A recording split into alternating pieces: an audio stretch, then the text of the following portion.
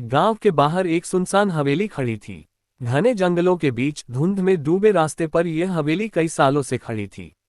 किसी समय यह एक भव्य घर हुआ करता था जहां खुशहाल परिवार रहते थे। लेकिन अब यह हवेली वीरान और खौफनाक लगने लगी थी। एक अजीब सी शांति थी जो दिल में डर पैदा करती थी। लोग कहते थे कि यहाँ कुछ तो गड़बड़ है। ये कहानी उसी गांव की एक विधवा महिला राधा की है। राधा का जीवन दुखों से भरा हुआ था। उसका पति विक्रम एक वीर जवान था जो युद्ध में शहीद हो गया था।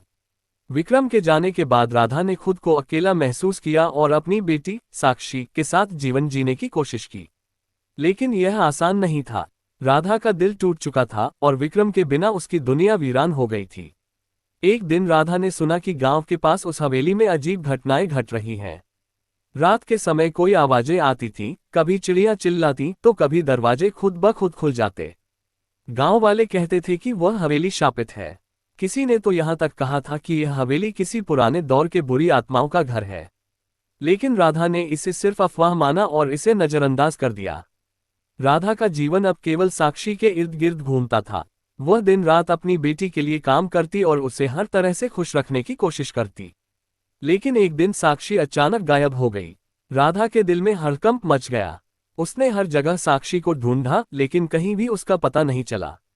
राधा ने आखिरकार गांव के बुजुर्गों से पूछा कि क्या किसी ने साक्षी को देखा था। एक बुजुर्ग ने उसे बताया कि वह हवेली की तरफ जाती हुई दिखाई दी थी। राधा ने बिना किसी डर के हवेली की ओर रुख किया। वह जानती थी कि वहां क्या हो रहा था, लेकिन उसे अपनी बेटी को खोजने के लिए हर कीमत पर वहां जाना था। हवेली के पास पहुंचते ही राधा को कुछ महसूस हुआ, जैसे कुछ छिपा हुआ और घातक हो। हवेली के दरवाजे खिड़कियां बंद थीं और अंधेरा छाया हुआ था। राधा ने अंदर जाने का निर्णय लिया। जैसे ही उसने दरवाजा खोला, अंदर घना अंधेरा छा गया। लेकिन उसे अंदर से साक्षी की आवाज सुनाई दी। वह तेजी से आवाज की दिशा में बढ़ी और जैसे ही वह एक कमरे में पहुंची, वह हैरान रह गई। कमरे में साक्षी खड़ी थी, लेकिन उसकी आंखों में एक अजीब सी चमक थी। उसकी आंखों में गहरे बदलाव थे, जैसे वह कोई और हो। राधा ने उसे पुकारा, साक्षी तुम ठीक हो? लेकिन साक्षी ने उसकी ओर मुड़कर एक अजीब सी हंसी हंसते हुए कहा, माँ मैं ठीक हूँ, लेकिन अब मैं नहीं रह सकती। राधा को समझ में नहीं आया कि क्या हो रहा था, लेकिन तभी साक्षी के शरीर से एक रहस्यमय शक्ति बाहर निकलने लगी। ये शक्ति एक काले धुएं की तरह फैलने लगी और राधा की आंखों के सामने एक भयावह रूप में बदलने लगी। साक्षी ने अचानक अपना चेहरा घुमाया और राधा से कहा, तुम मुझे वापस नहीं ले जा सकती। मैं अब इस हवेली की आत्मा बन चुकी हूं और अब मैं कभी नहीं जा सकती। राधा की आंखों में आंसू थे, लेकिन वह डर के बावजूद अपनी बेटी को बचाने के लिए सामने खड़ी रही।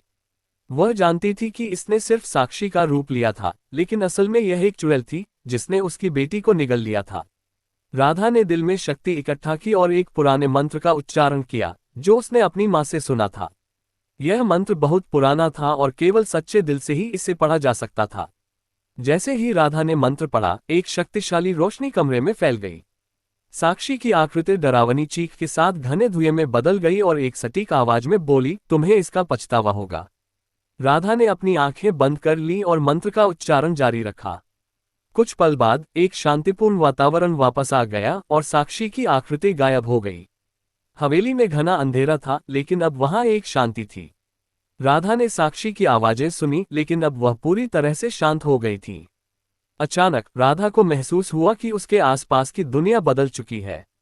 हवेली में एक अद्भुत शांति छा गई थी और उसकी बेटी साक्षी लौट आई थी, लेकिन अब वह एक अदृश्य शक्ति बन चुकी थी। साक्षी की आत्मा मुक्त हो चुकी थी और राधा ने उसे आखिरी बार देखा। राधा ने हवेली छोड़ने का फैसला किया, लेकिन अब उसे यह एहसास हुआ कि वह जो कुछ भी अनुभव कर चुकी थी, वह एक सबक था। कभी कभी हमें अपने डर का सामना करना होता है और सच्चाई को जानने के लिए हमें अपनी आंतरिक शक्ति को पहचानना होता है। राधा वापस गांव लौट आए और उसने साक्षी की आत्मा को शांति देने के लिए एक मंदिर बनवाया। आज भी वह हवेली खड़ी है, लेकिन अब वहां कोई बुरी शक्ति नहीं है और साक्षी की आत्मा मुक्त हो चुकी है। अब केवल शांति और शांति की धारा वहां बहती है। ये कहानी उस डर और उस शक्ति की कहानी है जो कभी हमें घेर सकती है, लेकिन हमारी आंतरिक साहस और प्रेम हमें हर बाधा से पार करने की शक्ति देते हैं।